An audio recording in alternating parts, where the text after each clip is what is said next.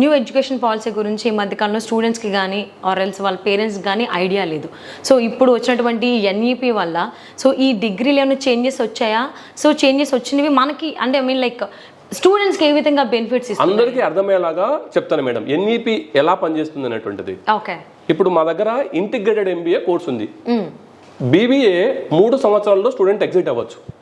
BBA honours 4 years లో exit అవ్వచ్చు. అంటే ఎన్ఈపీలో స్టూడెంట్ అనేటువంటిది చాయిస్ ఉంది, ఎగ్జిట్ అయ్యేటువంటి చాయిస్.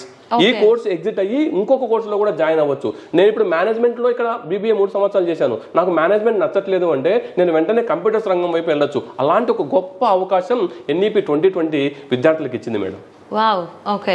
సో అది మనం ఎప్పుడైతే జాయిన్ అవుతామో అప్పుడే చూస్ చేసుకోవాలా? 3 years or else 4 years? అలా ఏం లేదు. విద్యార్థి యొక్క ఇంట్రెస్ట్ ఎప్పుడు అతను ఎగ్జిట్ కావాలి అనుకుంటే అప్పుడే అతను ఆ రంగం వైపు వెళ్ళేటువంటి గొప్ప అవకాశం ఎన్ఈపీలో ఉంది మేడం.